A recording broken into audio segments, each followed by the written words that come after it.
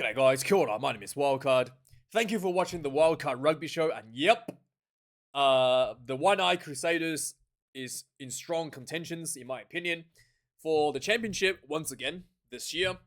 You know, who would have thought, right? This team started the year with the record loss to the Brumbies, and only to put themselves in a position once again. They were hovering on the sixth, 5-6 slot just a few weeks ago, where they were at the risk of getting knocked out of the top 6.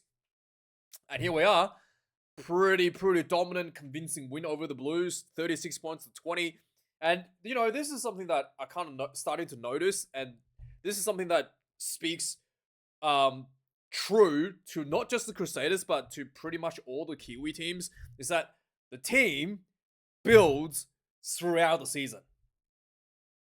And that is not something that can be said for any of the Australian team, except for the Western Force. We'll see how they go in the coming up few weeks, but they're just starting to build towards something, in my opinion.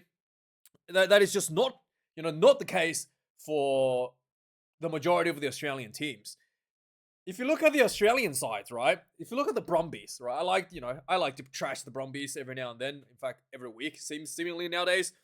The Brumbies actually brutally destroy the Crusaders in like round 2 early in the season, and everyone's like, oh my god, the Brumbies gonna win the championship this year, looking so good, and the Crusaders, defending champions, gonna get knocked out, probably not even gonna make the top 6.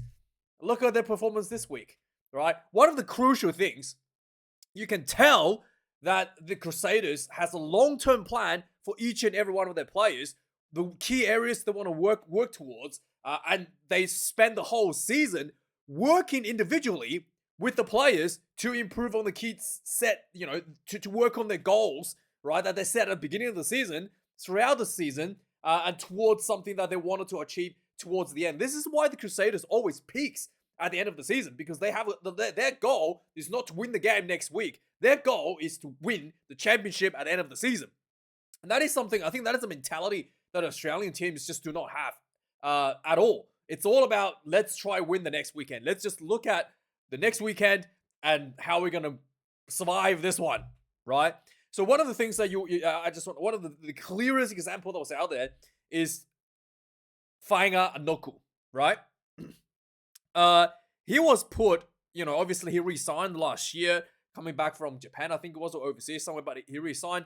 And this season, the Crusaders have decided to put him at 7, right? Something that a lot of the Crusader pundits, first couple of times when he did this, was like, not convinced that he's, oh my goodness, he's the 7, he can play number 7, he's a back, he's not a forward, right? I pointed out there's so many things that he can do from the 7th, just by the fact that he's a back. He can identify so many so many mismatches right in front of him just by being tied around forwards, right? Because he will be lining up against props and locks and other loose forwards instead of lining up against, the more agile and faster centers and back 3 whilst playing out wide.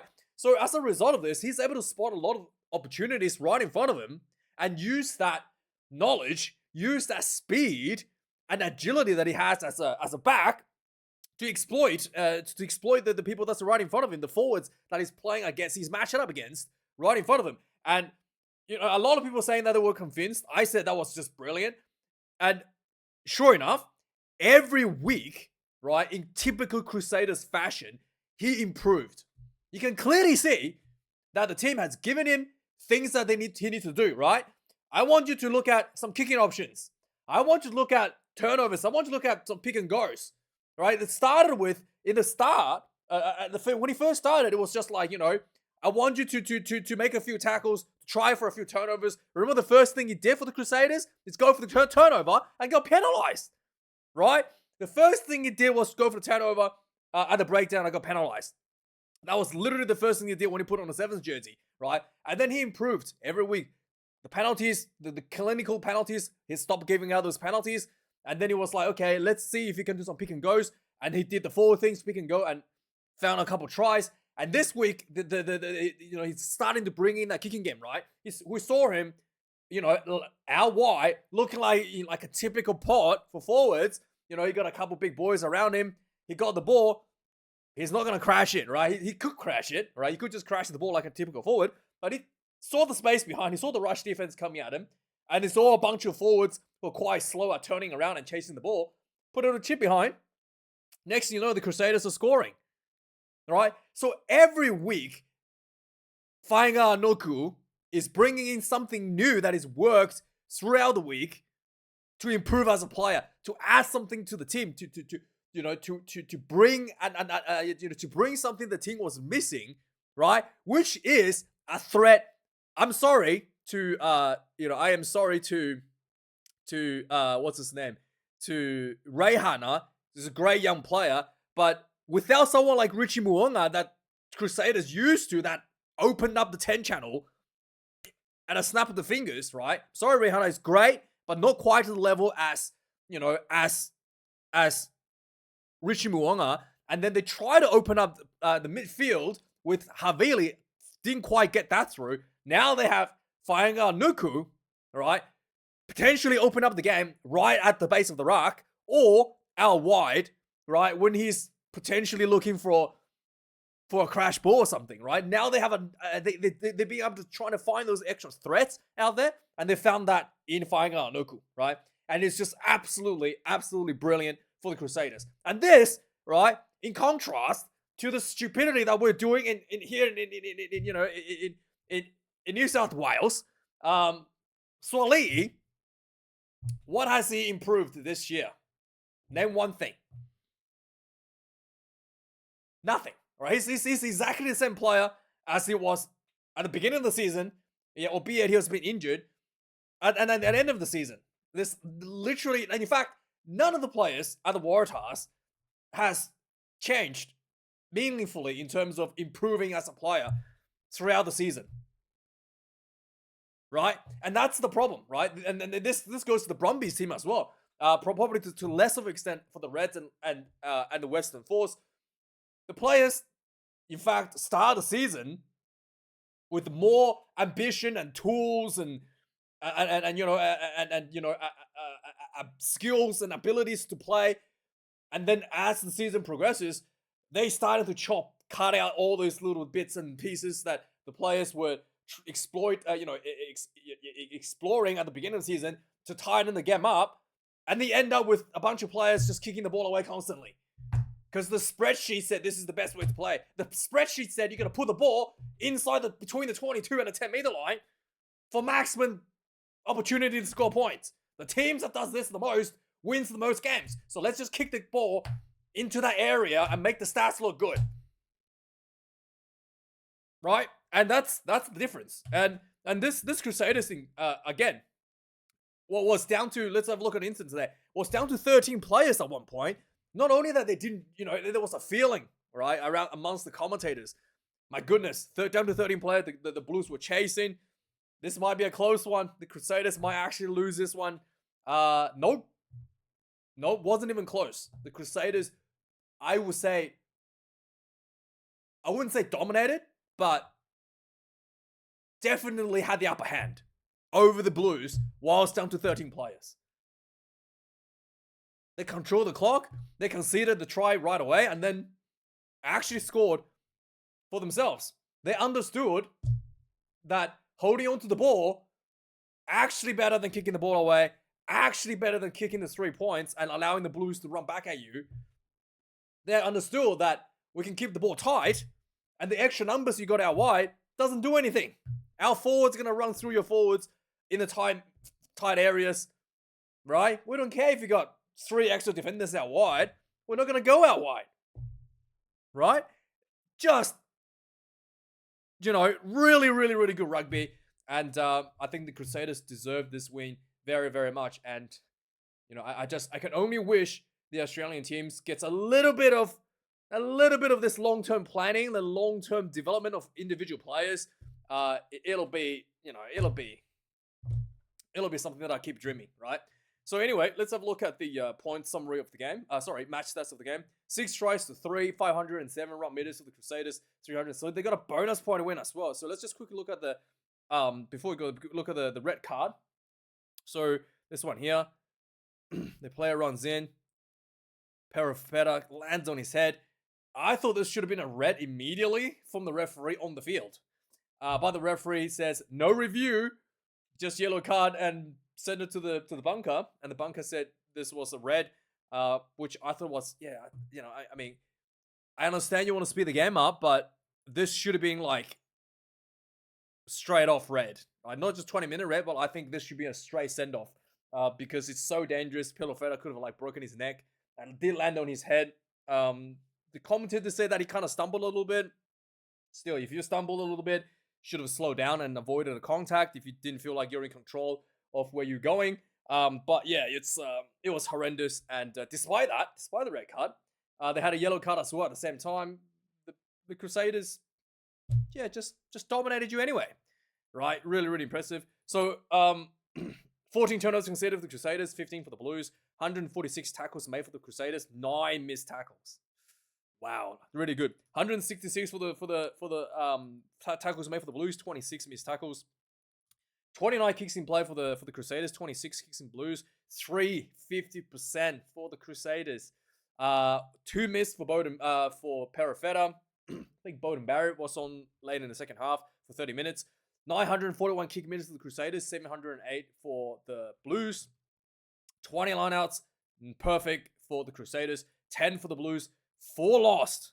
Yeah, really, really lots of pressure. The scrum was quite even. 3 no losses for the Crusaders, 6 and no losses for the Blues. 6 penalties conceded overall, despite the red and yellow card. Right? Let's just refresh that again. 1 red for the we just saw there, and then 1 yellow for there was a cynical sealing of the ball in front of the try line.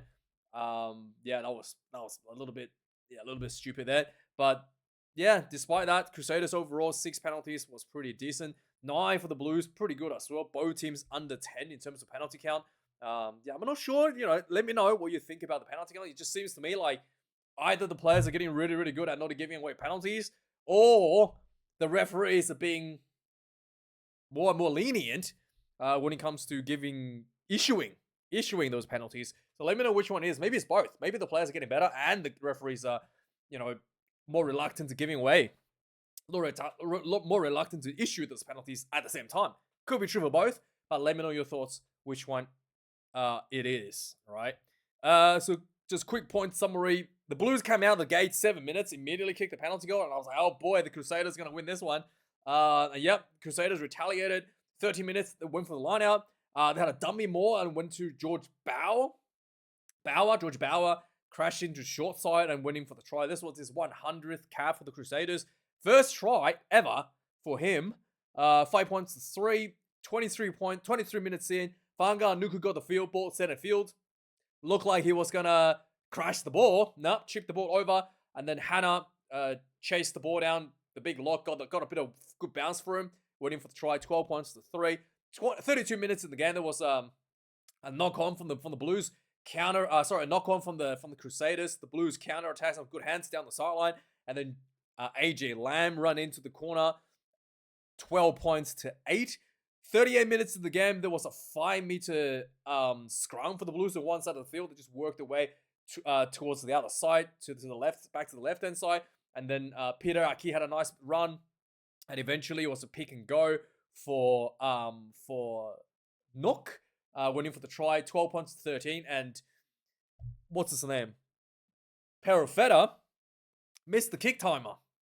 Yeah, the timer was like really tight. He just missed the kick timer, despite the referee telling him. Second half, 4 minutes into the second half, the Crusaders backed themselves, not take the 3. They went for the maul.